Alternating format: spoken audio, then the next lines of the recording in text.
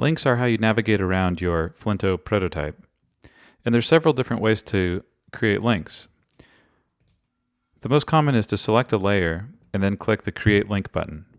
You'll see this red link line appears that you can use to set a target for that link. When you click, you get a popover, and it lets you choose the gesture that activates that link and the transition that you want to use. So I'm just going to choose None and open up the preview to test out this link. So when I click there, I'm taken to this screen with no transition. In the inspector, you can see the gestures that are attached to the link that you have selected. And here you can change those same options. So I can change the gesture here, I can change the target, and I can change the transition. So I'll switch to a crossfade transition. Cool. Now you can also draw links. If you click the Draw Link button, you can click and drag to draw a link in whatever size that you want.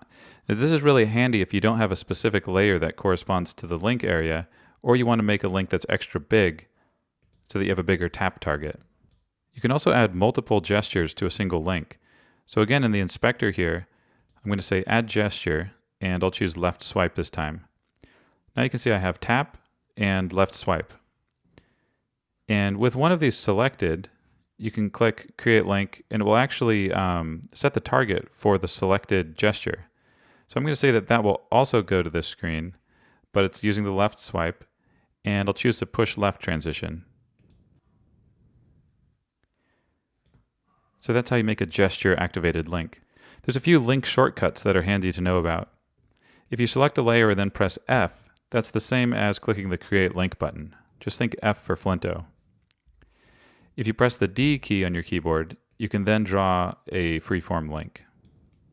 There's one other shortcut, which is you can right-click drag on a layer to instantly create a link from that layer.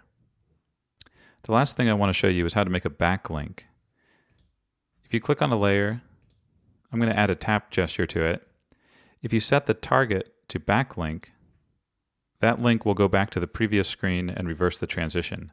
So if there's multiple screens that have links to another screen, a backlink will always go back to the screen that it came from.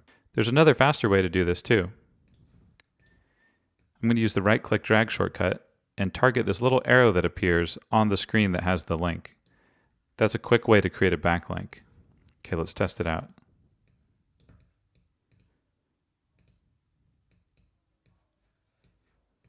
Cool, looks good. In the next video, we'll look at how to create your own transitions.